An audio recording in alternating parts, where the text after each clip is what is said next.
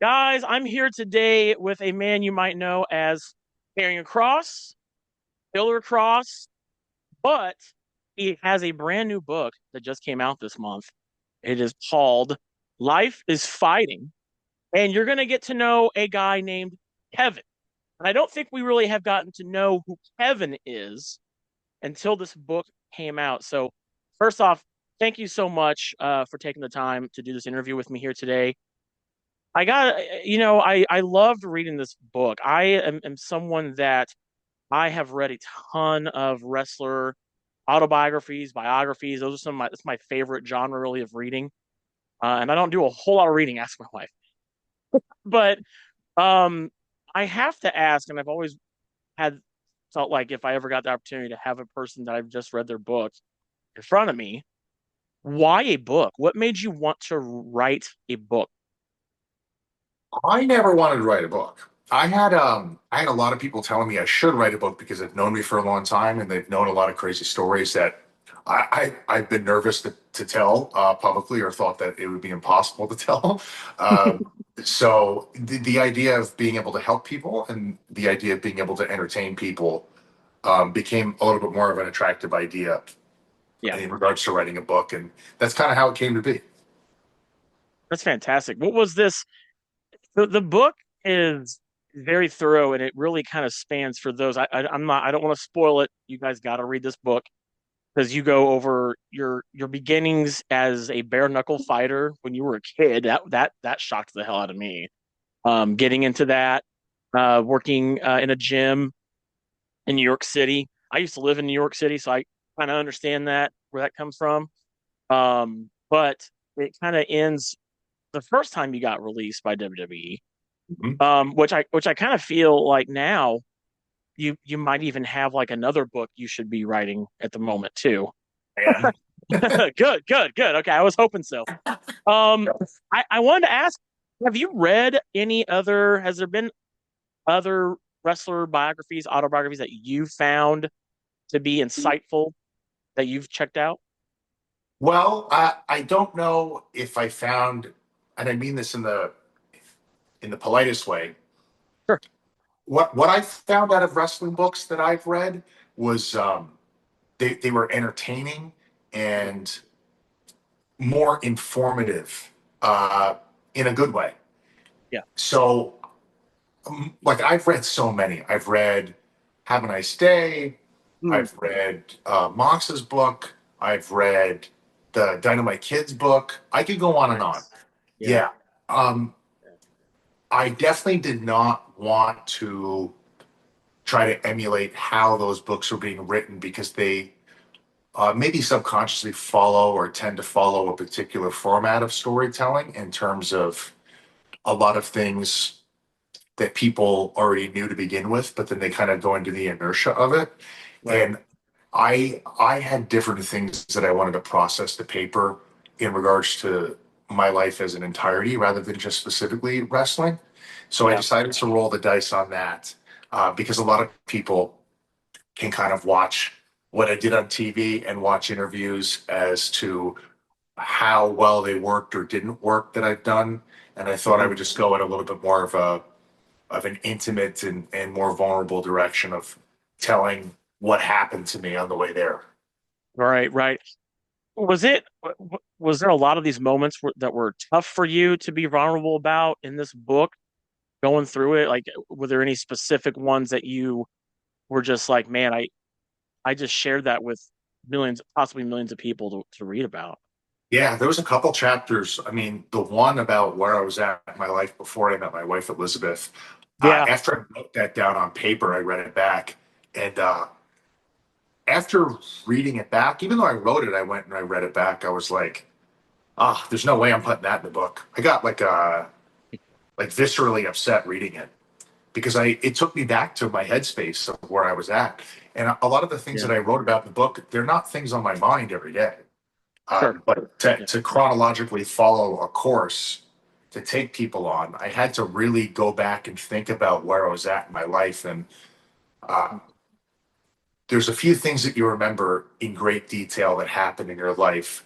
Um, in regards to like eliciting an emotional response out of you.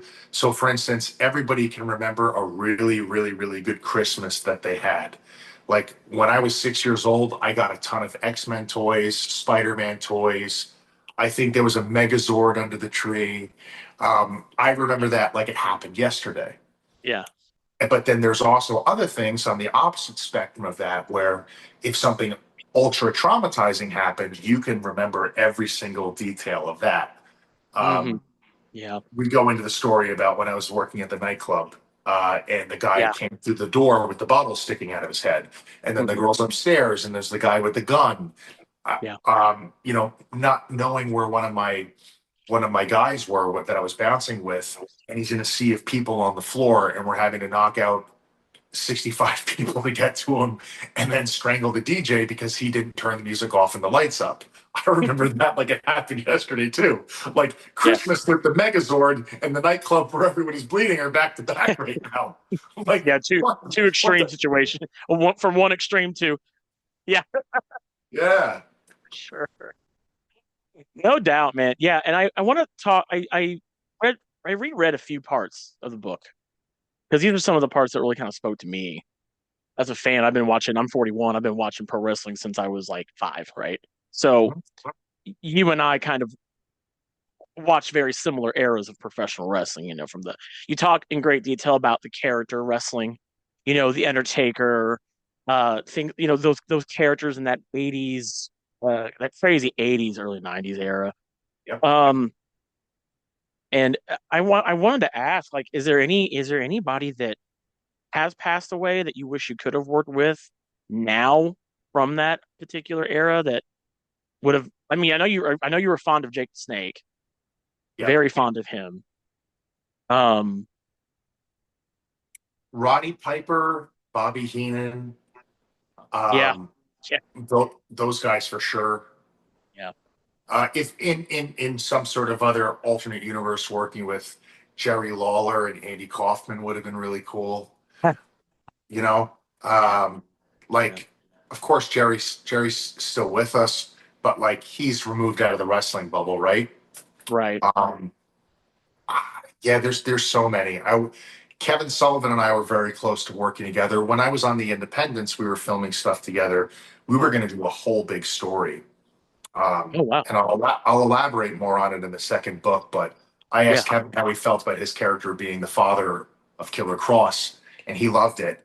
And there was an idea that we were going to be going with where Kevin Sullivan, the character, is a priest now. He seems to be yeah, totally informed.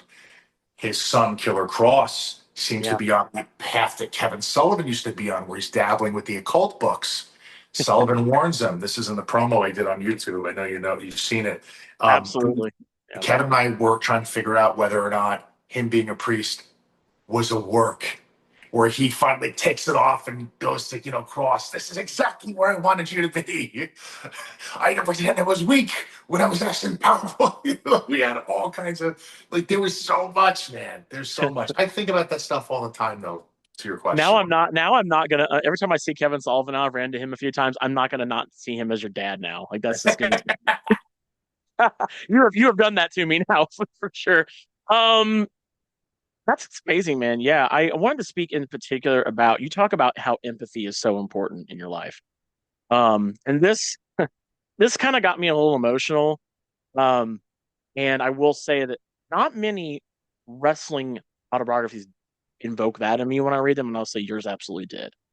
I've always, from the interviews I've watched you and just seeing you in and out of the ring, you've always seemed like you were that kind of guy who you try to make every moment very special for everybody, whether they're a paying person to watch you perform or you even mentioned in here your interaction with people when you meet them.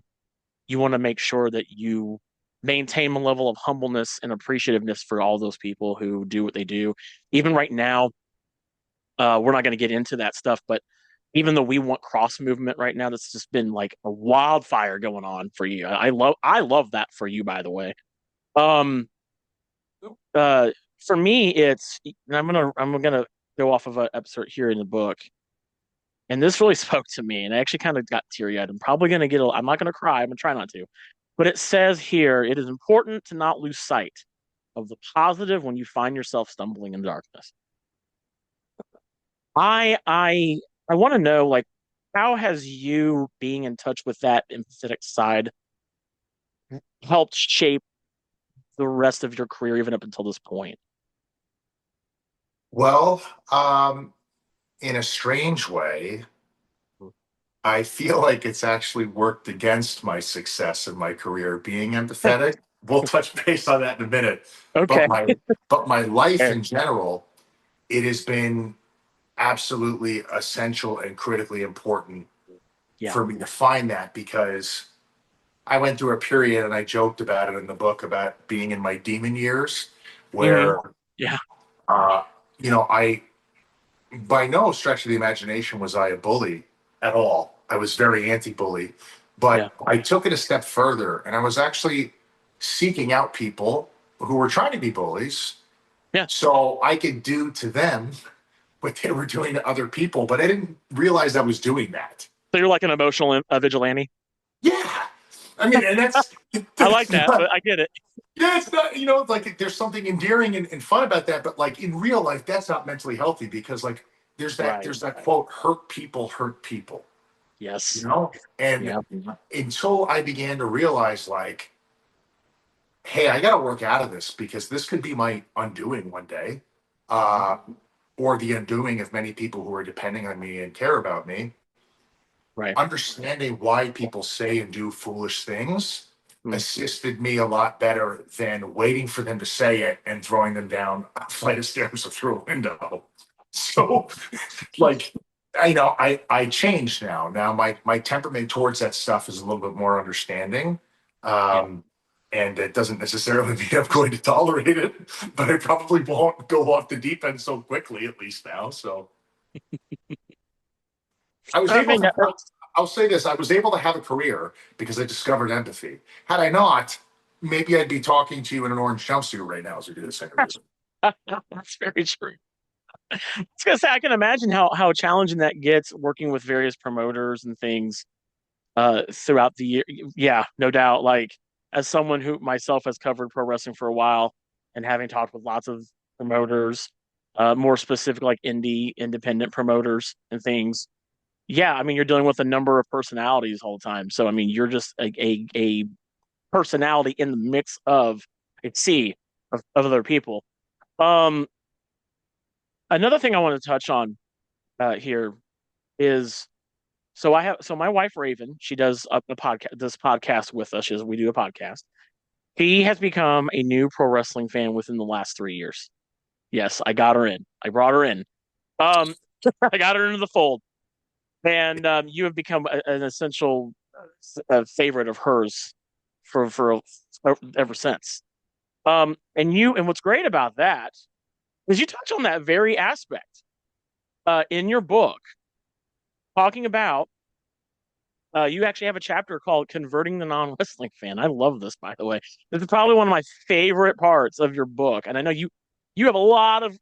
It's a wild ride. I'll say that your book is it it has its moments where you take the reader on a ride through your a journey through your mind, and I love that.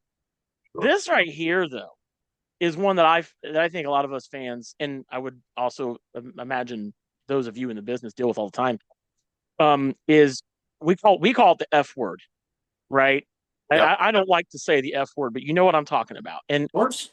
I know Chris Van Vliet, and I've had conversations with him before about this. Is that it? You go to a movie theater and you watch a movie and you accept that for what that is. So what's the difference in paying a ticket to go see people essentially doing that same thing in front of you, which you actually talk about in this book about how you can understand how some people might have different mindsets. Um, how important is that still for you to engage in people who may not get the realm of professionalism? Because I know it's a big deal. How important is that to you when you still to engage those people, and how much does that matter to you still to get those people to, I guess, you kind of say, "I got them," in here, and I love that. How important is that still to you? Really important. I think as long as there's people not watching wrestling in the world, then it's just as important to make sure that they are watching wrestling at some point. We have to make them watch. Um, Yeah. I've always taken a great pride in being able to turn somebody who's a non-wrestling fan into a fan, as you read. I think it's important. I think it's good for the business to have more fans, for more people to like what they're watching. And it was funny because in the book I talked about how a wrestling fan, you can show them different things and they'll be enthralled by it. But if you try to show those things that maybe a wrestling fan who really understands that they have different comprehension of what they're watching, if you try to show that particular thing to someone who's not a wrestling fan, it might not land. For Yeah. example, you Yeah. and I, we love wrestling. You and I could watch Kenta Kobashi and Mitsuharu Misawa, and we could watch everything they've done, and we will love it. We could watch Yeah. Kawada. Yeah. There's no English commentary. It doesn't matter to you and I, though. You and I will sit through the whole thing and be like, Mhm. this is incredible. Yeah. If I show that to somebody who, has never left the city or the state and they're Yeah. working over 40 hours a week and they're exhausted and they just want to watch what they know, you put that on, they don't know what's going on. We may Yeah. have to show them Rey Mysterio versus The Undertaker. And it's not to say that that's anything less than Masawa and Right. Kabashi or Kawada, but now there's English commentary. You have a David and Goliath component. Taker comes down with the biker aesthetic. Hmm. So, wants, I'll make you respect me, I'll make you famous. Yep. Mysterio, luchador, Mexican heritage culture. There's, like I said, David and Goliath. There's a sense of fear and vulnerability immediately understood through the performance as a big guy and a little guy. Mm. Everybody wants to see the little guy win, overcome the giant. Oh my God, Undertaker's killing him. Like, there's Yeah. just learning to identify what's going to click with people. I think is important to converting the non-wrestling fan into a fan. And the Right. best part about it is there's so much diversity in performers and Mm. acts. It's a variety show. There's so much to Yeah. show people. You just got to find the right thing to show them, and then we got them. Absolutely. Yeah, I agree. That was kind of how it was with Raven was he he did that thing where you know how you have that friend who they pretend like they're not paying attention to it, then they can say, "Oh, that's Chris Jericho." Like they're paying attention enough, right? And you're like, "Yeah, you're watching it." It's kind of how it was with her. We actually do this thing where we every once a month we have her react to a match she's never seen before. I love that. Um, she actually just watched the '98 Hell in a Cell match between Mankind and the Undertaker for the very first time. Like Yeah, that's a good one, right? That's a good one. yeah. She's met Mick Foley. Um, so I mean that's she loved that. Um, I also love how you tell the tale of you and your wife. Um, it sounds like, man, that she has just been such a great foundation for you, like a great person to lean on. Um, how much has that relationship with your wife meant to you over the course of your wrestling career? Well, the relationship that I have with her definitely even transcends obviously the wrestling career. Yeah, Having her with me for these moments to share has made me come to realize that having a great moment in life in general and nobody to share it with, it's as if the moment never even happened. A basic comparison would be if you were to go to the movies and you were to watch a really good film by yourself, um, you'll enjoy the film, but it's different when you go with a friend. Now, when those oh yeah, moments happen, you guys shoot each other a look like, whoa, or you whisper in their ear, hey, it's coming. This guy's a spy, whatever that is, right? You guys mm, have an experience together through that. And then as you're walking out of the theater, you're talking about the movie and hopefully oh, you're saying, let's go see the sequel. With her, I have these moments in the ring. We have them live, certain reactions. We'll cut somebody off in the ring and then she'll turn around and go to the audience and start antagonizing them. This is back before people were cheering for us. They'd start booing. And we'd laugh in the back and be like, she's like that one old lady, she threw a drink at me. She was so mad. I was like, that's great heat. So, like we had moments like that, or even recently yeah, when the crowd starts cheering for us, yeah, I'll be in the ring and she'll be like, right when you did this and right when you did that, I heard the entire front row say, we hope he's gonna win. And mhm, it's cool to have that person with you. It yeah, adds a more meaningful dimension to your career that I wouldn't have without her. I absolutely agree. I can see that with the two of you. I mean, you guys, to me, you're like one of those power couples in pro wrestling. I know some people don't like that term, but I see that with you guys for sure. Um, you say you got a second book coming out. Any idea of a possible like is this like a thing that maybe we get this year? I'd probably doubt it, right? We're in like August next year. I'm still writing it. Yeah. They're a publisher has already reached out and said that they want to do it, and they haven't even seen the book yet. Nice. So just based on the first book that I did and the pre-sales, they wanted to pick it up immediately. So I was very flattered and honored by that. Like I never thought, like I said, man, I never thought I was going to be a an author. You know what I mean? Right. I'm just like even though I'm a performer, people I think would be shocked to find how close I keep my cards to my chest, and it's just my Hmm. nature. I was not ever an outward person, and it's something that I've worked on and something I've become moderately comfortable with. Right, right. Yeah. Uh, I know that you know a lot of the guys and girls that are in wrestling with as long as you've wrestled. Is there a person who doesn't have a book out right now that you would think would be really interesting to read about their career? Well, they're in a lane of wrestling, and the person's name is Jason Baker.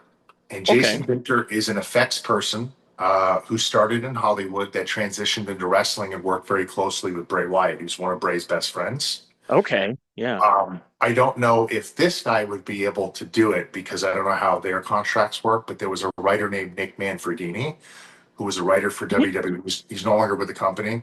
Right. Um, I don't know how much he'd be able to write about it. I don't know the levels of secrecy he has to maintain, but he's also close with Jason, and he was Yeah. very, very close with Wyndham.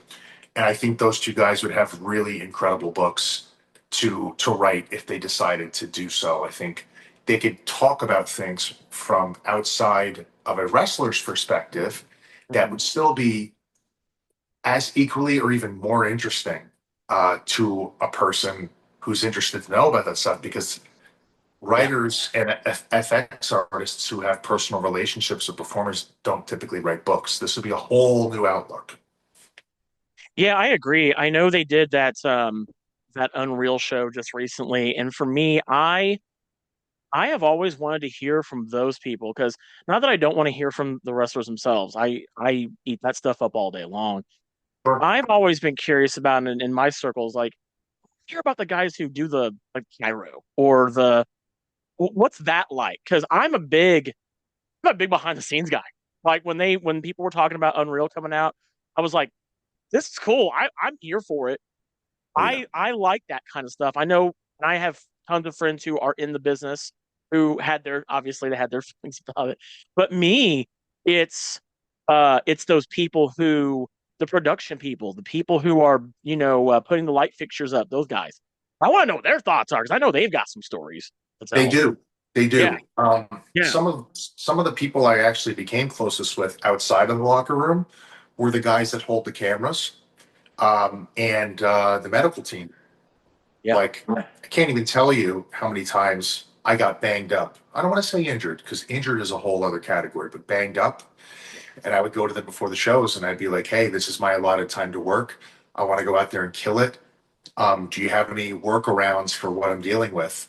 And they would yeah, get me right set and make sure I was healthy going out there and supported. So when I came back and they said, "Are you good?"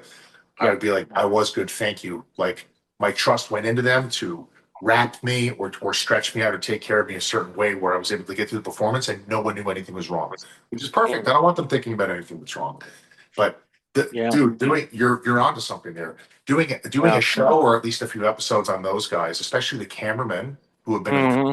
ever, how like they're literally the islands of what you're Yeah. watching on TV. And they know what they're doing, man. They're not just regular people standing there holding a camera. Those people are not replaceable. They know the art on a whole other level than Mm-hmm. that's ever been talked about. Yeah, because I mean, we know, like, we hear about Stu all the time. That guy, right? I've seen him before. He seems like a great guy. And that to me is like the kind of stuff I want to. I'm one of those people, man. I can't help it. That's where my brain goes. I'm very analytical, and I love to soak up information. And so for me to get to know those stories, because we know all about the other guys, right?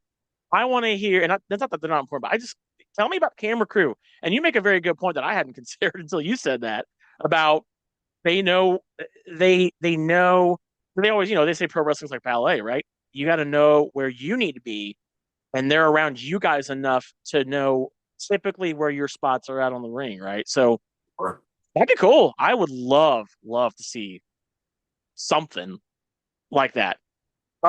Before I go ahead and we can finish this interview up, I want to just say, hey, real quick. You've got some bookings coming up, right? Where can people go to see you coming up in the future if they want to watch it? well, I believe the best way to figure that out would be to follow me on my socials, which is at Real Killer Cross. That's going to be the same on Instagram or Twitter X. I'm going to be Perfect. posting all of my dates. I'm going to be aligning my book tour with Comic Cons and conventions that I'm doing all the way into October to Nice. now. All the dates will be there. Wrestling bookings are also being uploaded as we speak.